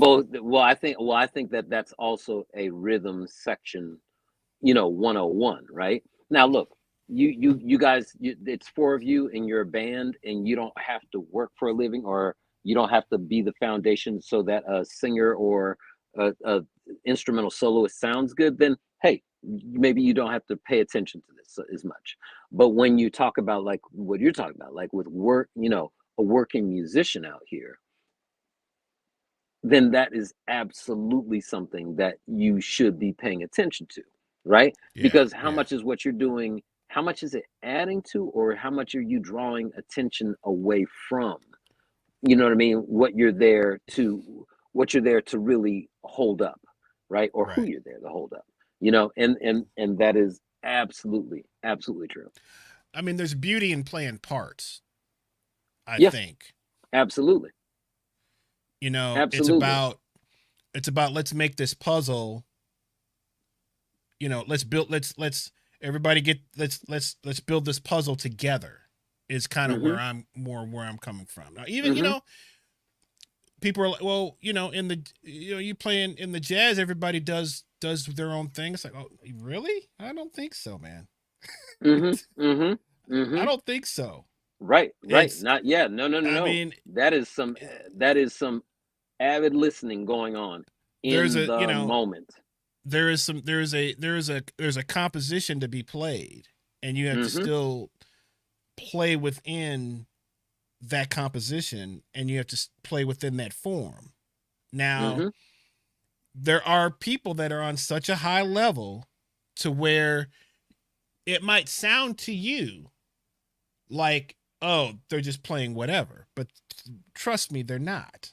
They're Mm-hmm. just they know how to get in and out of things. So, and plus, if you, just like you brought up before, if you've been playing with the same cats for ever and ever, that's going to give you, it's gonna give you carte blanche to go wherever you kind of want to, because you're gonna know that this cat has your back Mm-hmm. when you attempted to do something. That's the beauty of, Robert Glasper and Hodge and Chris, is those cats, they know each other so well. They play Mm-hmm. together so much, where Glasper and Chris would spend hours just on drums and keys, no bass, and Mm-hmm. just Chris would teach him all of, he taught him a lot of those rhythms and stuff, of how Mm-hmm.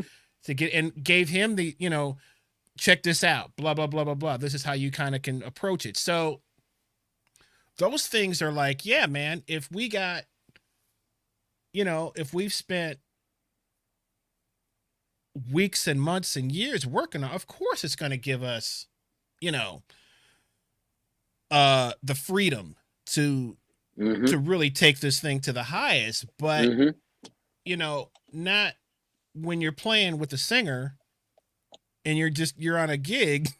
It's like, so. And then you try, yeah. You know what it reminds me of, and I can't say that it directly reminds me of it, but I hear cats who came through New York in the '80s talk about when I mean a few cats, but let's say the one who is best known was Marcus Miller when he Yes. first started showing Mhm. up, and he was like, man, one day you were doing gigs, but then Marcus had the thing with like Miles and Luther and David Sanborn at the same time, and he was like, the next thing you know, he's like, people would be like, Grant talks about this all the time, Grant Green Jr., and he'd say he'd go to a gig and they would call what's going on, and the bass player would be up there with a bright sound of Music Man bass with a chorus pedal on, slapping the line.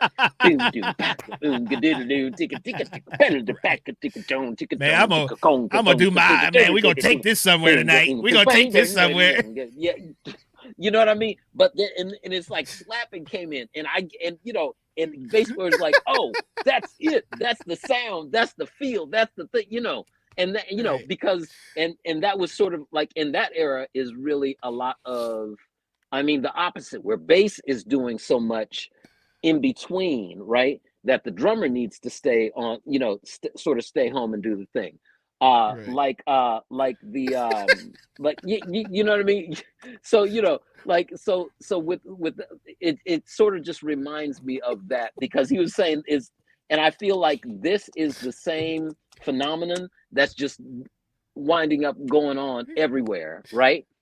And You're just cats right. are just pulling it out for nothing. But yeah, by the time a cat, again, a bright sound Music Man, and just boom, don't, and it's what's going on, like, you know what I mean. But I get it. It's that era, and cats had to do the thing. I understand.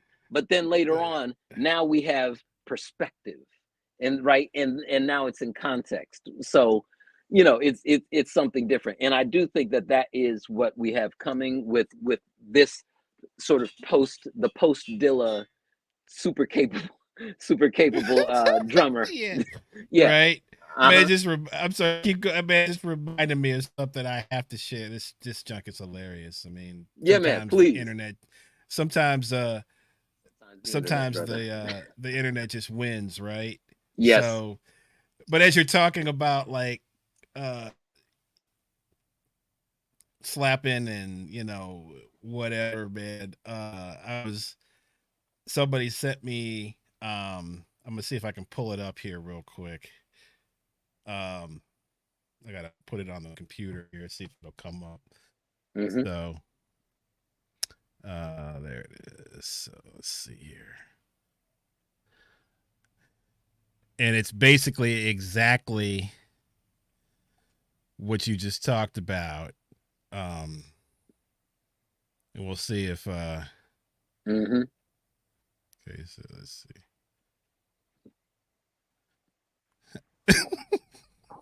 Yeah. Okay. Uh-huh.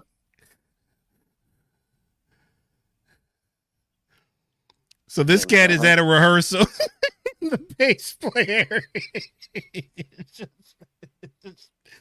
I'm looking. Yeah, I'm looking for the thing. Wait, it's playing. Okay, there we go. Wait, it start just start start that randomly it's over. just randomly popping.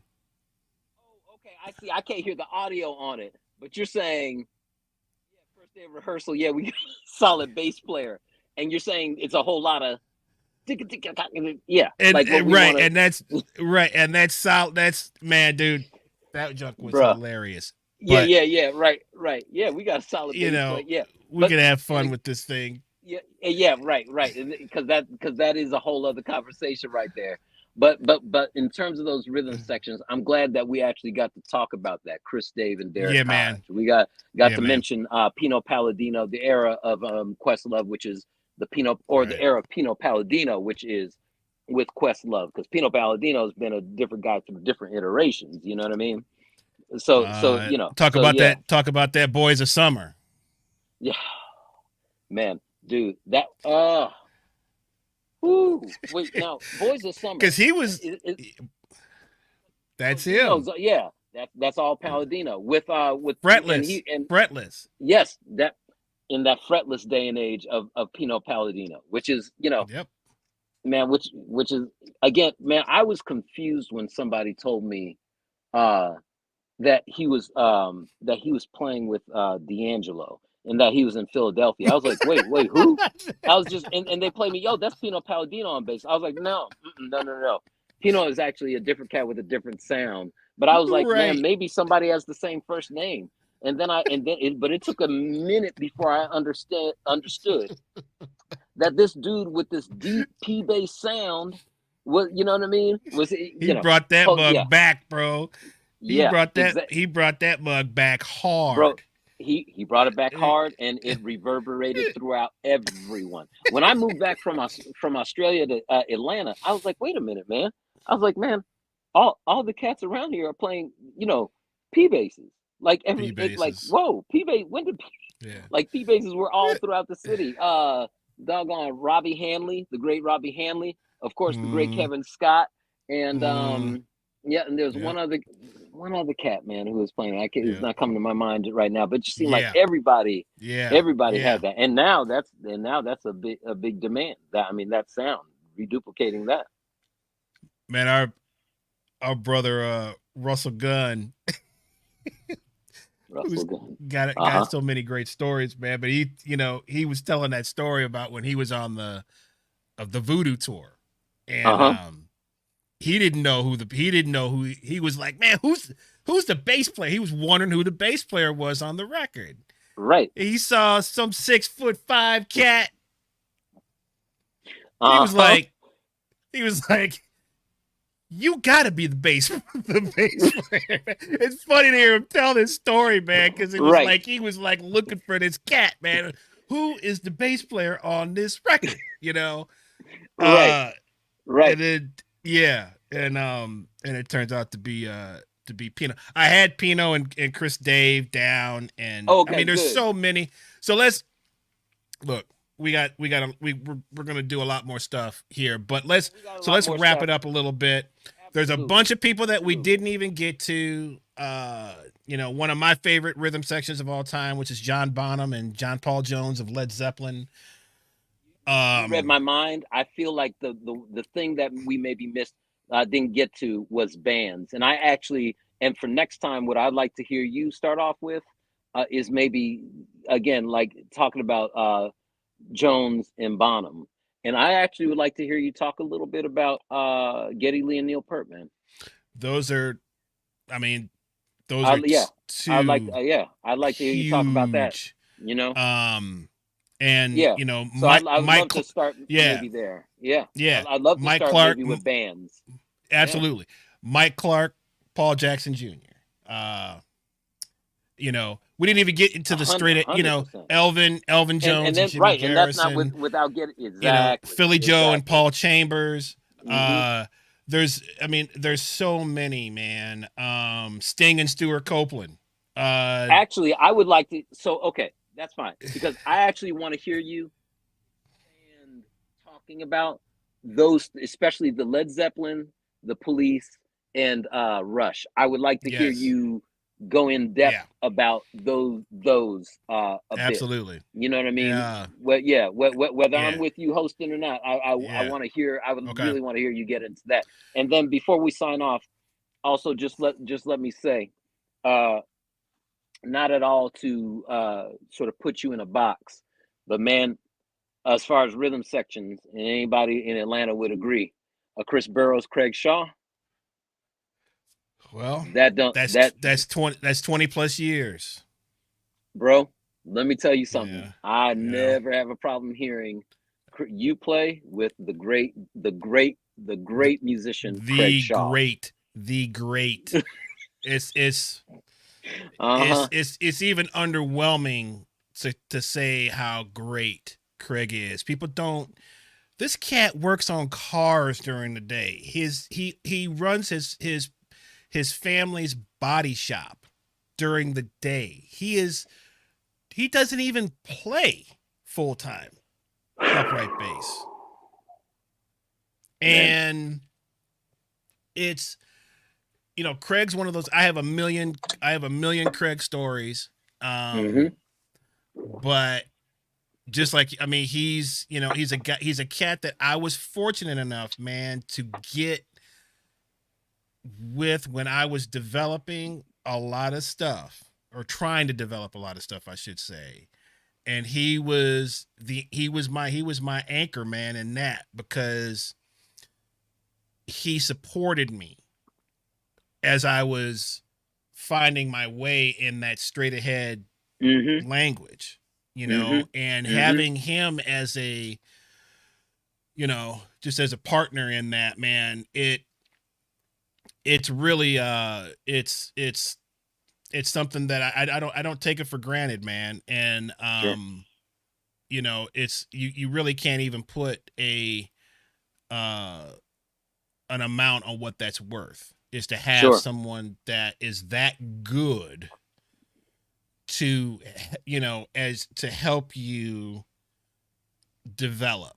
And that's why I always try to tell younger guys is, man, you got to find an OG. You got to find someone who's, even though Craig is, he might be younger than, I mean, just age Mm-hmm. wise. Mm-hmm.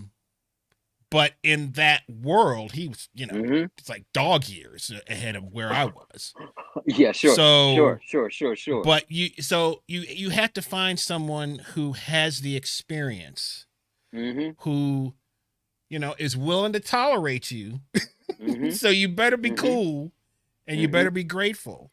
But Yep. you're never going to get it by palling up with with your pals that you guys you're kind of like on that same, Yeah. you're just grasping at straws. Mm-hmm. You're never going to get the depth, Mm-hmm. because you're always just going to be, oh, it's cool. Everything's Mm-hmm. cool. There's no Mm-hmm. one there to spank you when you need Mm-hmm. to get spanked. Mm-hmm. And Mm-hmm. that's Mm-hmm. a when it comes to development, man. I mean, you had it.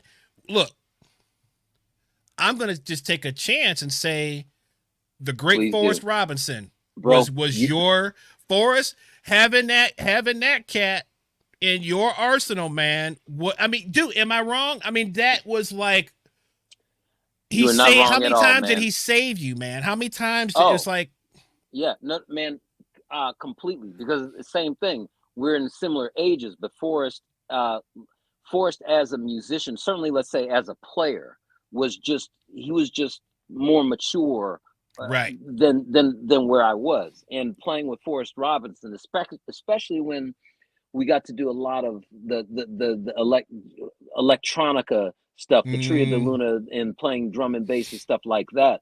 I mean, because that's when, I mean, you know, no room to, this and that, because when Forrest was doing that thing, I had to become, not I got to become a different bass player in right. when he was doing that stuff, because I mean, approaching drum and bass and stuff like that, I mean, even in the music you hear where the producers Right. set the bass in relation to where Yeah. they set their drum programming, Right. so we had Right. to emulate that live.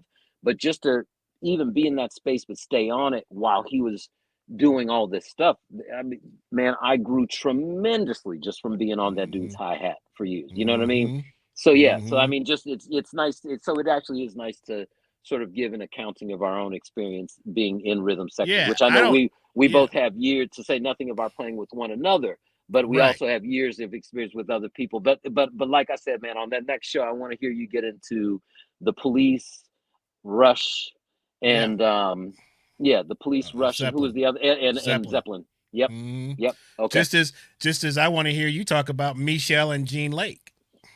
brother, let me tell you Bec- something. I because I, I can talk about that. I can talk about that. And that Michelle and Gene Lake starts at a very particular place, as you already may know. It starts with mhm, that Steve Coleman and Five Elements. man, It that's, that and that's the beginning of that Michelle and that Gene Lake. Yet with yeah, my bass teacher Reggie Washington, who was the that bass player that with us. is right. Yeah, I that's the cat. forgot Oh that. man, dude, I was a rock player who loved Prince tunes, and then one day I studied with Reggie Washington for a year, and then came back to Morehouse. That was my trajectory right there, man. That's Man, we the got to get moment that I Reg. We got to get Reg on the show, man, because you say we yeah. trade comments on social media, all the, and man, we got to get that cat on the show. You let me know when you want him. I will lock him Yeah, on we down. gotta, Yeah, we yep. gotta do, I always we call him definitely my have to do sensei, that. man. That yeah, Well, a that's my lot of guy. people do. A lot of Yes, people do, man. A lot of yes, people do. Quiet as it's kept. Um, he was the cat, and I mean, Coleman, obviously, I mean, it's mm-hmm, goes up, but mm-hmm.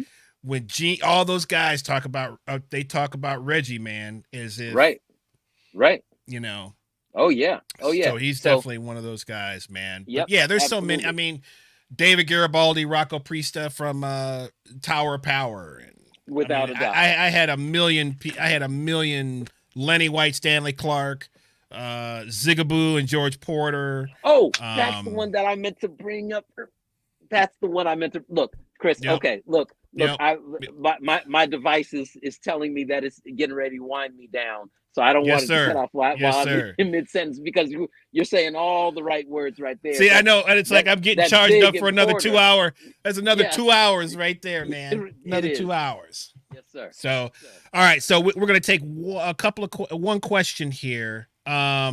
And go for that. I'm So coming right back. I'm just Brad doing had the a thing. question, and then we're gonna Uh-huh. wrap it up. So the question for Chris and Kyrie in a different vein: were there any live performances in your past that you wish you had done a video for to keep for the? Oh my, yes, Brad, 1,000.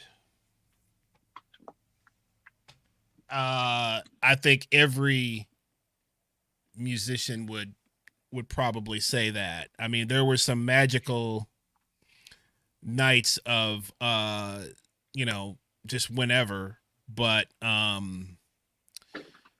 yeah, there's I mean probably hundreds that I Right. wish I would have. What about you? Yeah. I mean, it's let's. I'm trying to think. What would I? Yeah, and same, right? There are lots, but I'm trying to really get specific. I really wish that some of the serious B performances for back in the day, I'd really like to go through that, like we're talking about that stuff. As I was really learning to be, Hey. uh, a funk player, I would really love to hear like what was going on back when like all these when I was trying to find my way with these Oakland cats. You know what I mean? Right. That's certainly something that was yeah, yep. Mm-hmm. That's certainly something. And then I mean, sometimes we all have gigs, and then after the gig, you're like, "Whoa, that was something. Whoa, was that something special?" You know what I mean? Right. Right. Yeah, yeah. And then there's some where you might think that you did record it. You're like, it didn't sound like I thought it did. And, It and didn't sound. homie, and and It didn't. and that is why it's good to record because there are times when we need to assess. You know what I mean, and be honest with ourselves about what we're hearing. To Yep, be honest, man, yep, it's like yep. you would be surprised for those that are not musicians of how your ear you might think you played something that you definitely did not. You're like, man, that didn't sound Hmm. anything like I thought it did. Yeah, that didn't come. That Um, didn't come off like I thought. Yeah, uh-huh. it didn't come That didn't come off off. like I thought. Yeah, yeah. That Yeah, did. that Yeah, did that come did not off. translate. Yeah, yeah. I was feeling that energy in that moment, but that did not. Yeah, uh-huh. Yeah, Exactly. man. So So, yes. So yeah, Bradley. That's absolutely is the case. Yep. right. Oh So, yeah. so, Oh, is it so ever? our brother Sean O'Rourke just laid it out. Peace beyond passion. Man, which is really where you get to hear Michelle and Gene Lake, Yes. and that's brilliant, Yes. Sean, because that's really where you hear them. I mean, more than Yep. that the more than the what you call it out, more than that plantation lullabies, you really hear that Yeah. band. I mean, it's the classic scenario where here's a debut album, then they went on tour, got a great band together, then took the band into the studio to record and you man, that's what happened with like Michelle, Jean Lake, Federico Pena, and with that record, you know what I mean? And I think you're exactly right. That's a great place to talk about that stuff. And that's a place where you have, I think, a lot of activity on drums and a lot of activity on bass, and it locks in beautifully, you Well, know? it's yeah, there's elements of that kind of go-go, which she comes out of, Michelle comes out of the go-go thing. Hmm. So there's Hmm. that triplety, I can hear those we worked on those grooves. You and I used to uh Oh, we used to play we used to mess around with was the either open what's that Boyfriend or Picture Show or what's the opening groove on Peace Beyond Pat that it's just an instrumental the joint. yeah, Um uh that one yeah, and the opening. Dong, the open ding, yeah. ding. Yeah, yeah, that yeah. Doop, doop, dick, Yeah. doop, doop, dig, doop, don't do. Yeah, yeah. Uh-huh. Yeah. Uh-huh. Yeah. Uh Leviticus. Oh, that whew, Man. Yeah. dude. I mean that was a yeah, that's a really Yeah. groundbreak another groundbreaking record. But Yeah. Yeah. One of the most important yeah. soul albums that's Yeah. come out in recent years, So man. Sean says we used to play that record on the bus with the ARU when we go hit, which was Yeah, OTL hey, and that's Jimmy an and all, inspiring record to yeah, that's an inspiring record inspiring to have record. on before you And go and do something. Yes. yes, Yeah, sir. Yes, exactly. sir. Exactly. Yeah, Yes, sir. those tour bus albums where you could actually play something that everybody wants to That's hear it right. when you Yeah, put it that's on. right. You know what I mean? Right. Yeah, Right. that Michelle, man. Right. Whew. Yeah, man. Yeah. All right, guys. I was trying to keep this one just like Hour, 1 hour and a half. I know. there's just no I was it's trying to just help not you even for a minute. possible. It's Yeah. not even possible, man. Yep. So Right. thanks again for everybody hanging out with us on this Tuesday. We didn't get to a lot of stuff um just because there's so much to talk about, but in terms of, we want to try to be a little bit of you know not a history class here, but we want to pay homage to what set us up to do what we do, and Hmm. there's so many different facets of that, that it's hard to get to everything, but we're going to try. We're going to try to hammer out a lot of topics, and just in terms of, what's our musical development, what things. And I think listening, I'm going to bring my oldest sister on here for an episode, because that's where I learned how to listen. She taught Right. me how to listen to records and what to Right. listen to, what to listen for, how to, um, you know, what does this record cover mean? What band is this label on? Who's the engine? Who's the producer? Who played guitar? All of those things, man. It's like, that was our social media. That was our Hmm. internet, you know, Hmm. Yep, man. and That's so deep, man. Because I listen to podcasts, a lot of podcasts about music. I'm sure you do too, man. Those older siblings. yeah, man. And what we hear at a young age is going to shape, what we like as an adult. If you're Hmm. exposed to everything at a young age, you're generally going to be more open-minded. If you're only hearing one specific thing, which seems to be going on now, Hmm. is, anything else is going to sound it's going to sound completely foreign to your ears. You're not going to be open enough to accept and to hear what's really great and what's not. Everything's great now, so I guess it doesn't matter, right? Everybody's great, everybody's good, everybody's whatever. So Hmm. but hearing those records at a young age, and that, it makes a world of difference. So if you've got young kids, I get you a turntable, get records where they can physically hold that and read what's going on and see the Hmm. people, and have something to base the mute rather than just hearing something through a computer, or there's no connection there. There's no connection with the artist.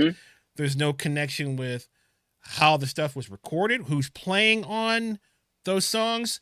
I don't even know if they even played on the song, because we all know, we all work in modern day recording is a lot different than, and we're all guilty of using modern day tactics. It's just the way it is. But just go ahead, grab it from there. Yeah. I play.